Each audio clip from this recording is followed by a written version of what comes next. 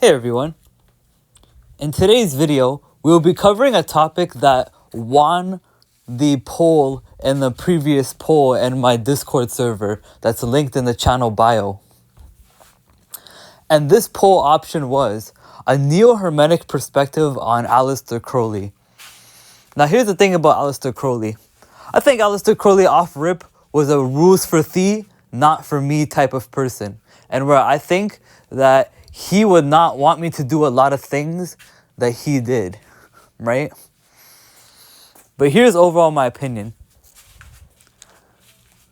I think, in my opinion, at the very least, that although I think Crowley was not really a reputable force for a lot of Eastern teachings and a lot of like yogic teachings and a lot of like even like Abrahamic teachings, there is one specific system that I think Crowley did very, very well at, and that is Enochian. I think Crowley's Enochian is probably some of the best Enochian ever, actually. I think the only secondary to that is probably Donald Tyson. But Crowley's Enochian is some of the best Enochian works I've ever seen. And I've used his Enochian tablets rituals, and I'm going to be getting his Enochian magic book pretty soon. But yeah,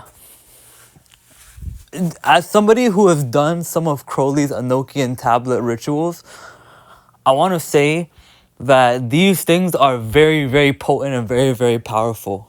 And that's the main reason why this video slapped the image is the Enochian tablets. Because I want to express how I would not trust Crowley for Eastern stuff. I wouldn't trust Crowley for yogic stuff. I wouldn't trust Crowley for Christian or Muslim stuff or even like moral stuff, even as a person. But for some reason, this guy got Enochian down to a T, man. Like,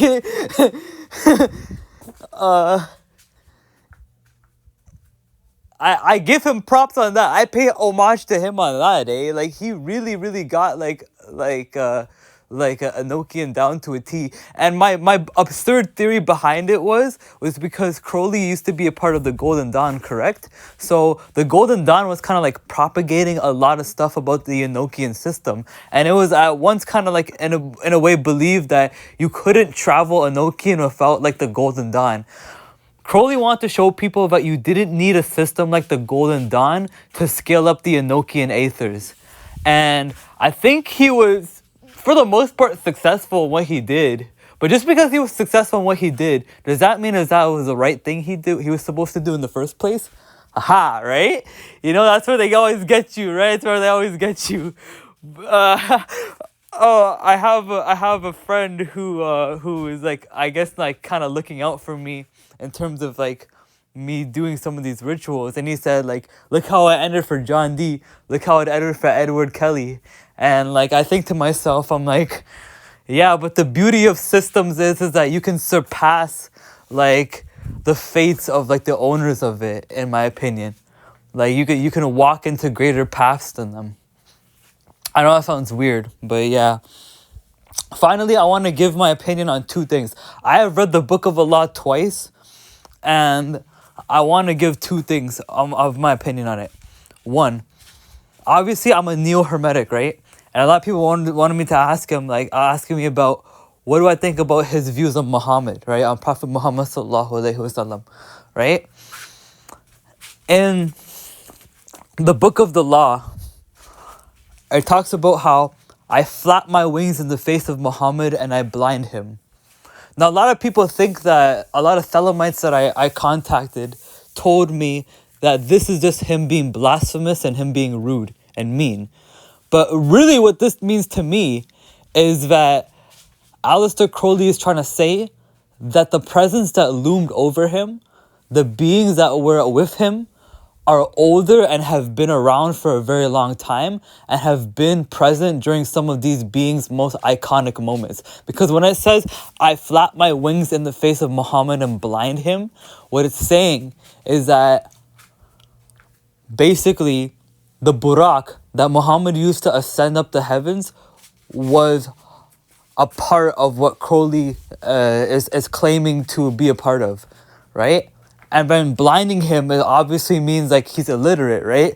So he's blinding him of the letters, right? So Crowley's also insinuating that Muhammad sallallahu alaihi wasallam's illiteracy is a gift within its own respective right, which I think is a beautiful take on it, in my opinion. I think it's a beautiful take, in my opinion. Regardless, though, I wanted to finally end off this video with this. I don't think do it thou wilt means do whatever you want. And I'm going to explain why. You see, my mentor previously, shout out to you, Cabot, she said that do it thou wilt doesn't mean do what you want. It means that if you're going to do anything, do it with a purpose, do it right, do it with a frequency or consistency. And this is even said in Islam too, that Allah subhanahu wa ta'ala loves what you love, loves what you do consistently. He loves the deeds that you do consistently, right? So consistency is key. If you're going to do anything right, do it for will. What does do it thou wilt mean? Do it thou wilt doesn't mean do whatever you want. Do it thou wilt means do what you're going to do with a consistency or a will or a frequency. That's what do it thou wilt means. And that's the roots of what Crowley was trying to get at, right? And I think at one point Crowley lost that sauce. He got lost in the sauce, I think. Crowley, to me, is like a perfect example of a dude who got lost in the sauce. And you know, it's funny, even though I've been dabbling into Enochian, sometimes I think even John Dee, Edward Kelly were even people who got lost in the sauce too. But anyways, that's for another day. Thank you guys so much for watching, and peace out, guys. I absolutely love the topic for this video. Beauty. Peace out.